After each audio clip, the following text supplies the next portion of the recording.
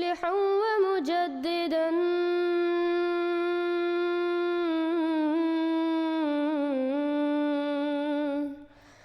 فارنوا بنظر طاهر وجنان.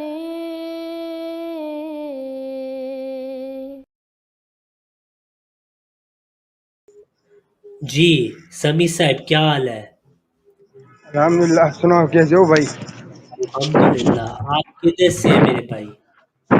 الحمدللہ اللہ کا فضل ہے. آپ سنا؟ الحمدللہ. کس ملک سے ہیں آپ؟ پاکستان سے ہیں؟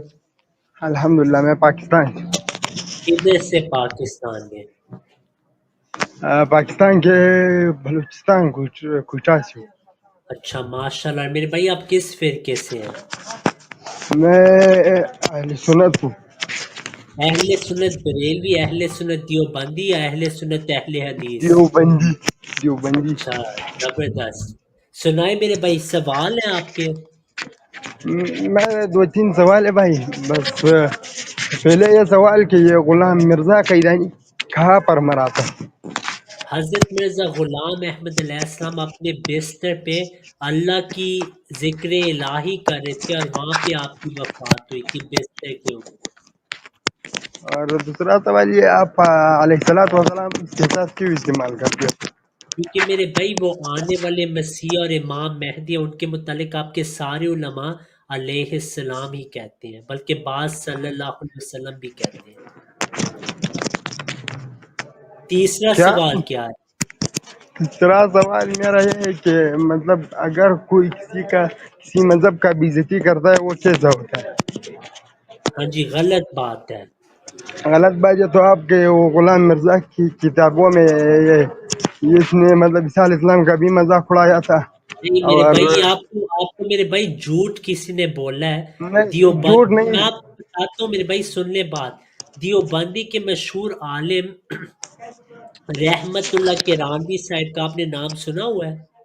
ہاں ہاں سنا جی. ہوا. انہوں نے بھی حضرت عیسیٰ علیہ السلام کے متعلق الزامی جواب میں وہی بات نہیں کی جو مرزا صاحب نے کی. الزامی جواب اور چیز ہے.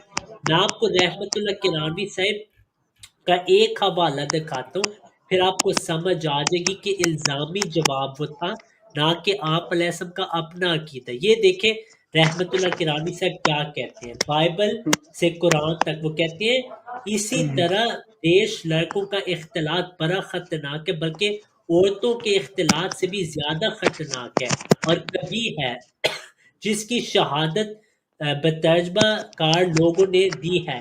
اس کے بعد آپ غور کریں کہ عیسیٰ علیہ السلام جبکہ شراب نوشی میں حد اعتدال سے اس قدر آگے نکلے ہوئے تھے کہ خود ان کے معاصرین ان کی نسبت یہ الفاظ کہتے ہیں کہ بہت کھانے والا اور بے انتہا شرابی ہے. پھر آپ کے نوارے نیز نوجوان بھی تھے. پھر جب مریم آپ کے قدموں کو اپنے آنسو سے دھوتی ہے اور جس دقت سے آپ کے پاؤں آپ کے پاس آتی ہے، برابر آپ کو بوسے دیتی ہے اور چومتی رہتی ہے اور آپ کے پاؤں کو اپنے سر کے بالوں سے صاف کرتی جاتی ہے، بالخصوص اس حالت میں کہ وہ اس زمانے میں مشہور فاحشہ اور رنڈی تھی. ایسی حالت میں عیسیٰ علیہ السلام نے اپنے بزرگوں حضرت داؤد و سلیمان کے واقعات کو کیسے فراموش کر دیا؟ تو یہ الزامی جواب ہے میرے بھائی. یہ حضرت مرزا غلام احمد علیہ السلام کا اپنا عقیدہ نہیں تھا. عیسائیوں کو ان کی کتابوں سے جواب دیا تھا جو کہ جائز ہے اسلام میں. اب مجھے بتائیں سمیع اللہ صاحب کہ آپ دیوبندی ہیں، آپ مجھے بتائیں کہ کیا اگر کوئی یہ کہ حضرت محمد صلی اللہ علیہ وسلم کا جو علم ہے وہ پاگل بچوں اور جانوروں کی طرح، کیا یہ اسلام ہے یا نہیں؟ کیا سمجھ نہیں آیا؟ نہیں ٹھیک کام تھوڑا نہیں کر رہا ہے. آپ نے کیا کہا؟ اگر کوئی یہ کہ نبی کریم صلی اللہ علیہ وسلم کا جو علم ہے وہ صلی اللہ علیہ پاگلوں وسلم. اور بچوں اور جانوروں کی طرح، نعوذ باللہ من ذالک، کیا یہ اسلام ہے یا کفر ہے؟ نبی علیہ الصلوۃ والسلام کو اللہ تعالیٰ نے مطلب نبی علیہ السلام نے اسکول نہیں پڑھا ہے، نہ مدرسہ پڑھائے نہ بھی. میرے پیارے بھائی سوال پہ غور کریں. اگر کوئی یہ کہ نبی صلی اللہ علیہ وسلم کا علم جانوروں کی طرح اور پاگلوں کی طرح، نعوذ باللہ، کیا یہ اسلام ہے؟ یہ تو اسلام نہیں ہے، یہ غلط بات ہے، یہ کفر ہے. یہ آپ ہاں کے اشرف علی تھانوی صاحب نے لکھی ہے بات. آپ تو کہہ رہے تھے آپ دیوبندی ہیں.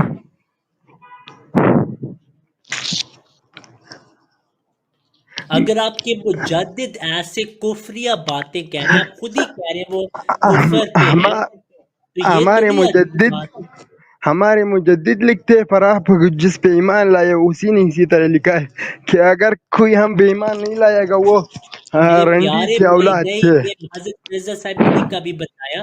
یہ آپ کے مولوی نے جھوٹ بولے. آپ مجھے بتائیں جھوٹ اشرف علی خان بھی یہ کہہ رہے ہیں، آپ کے مجدد، یہ اچھی بات انہوں نے لکھی ہے.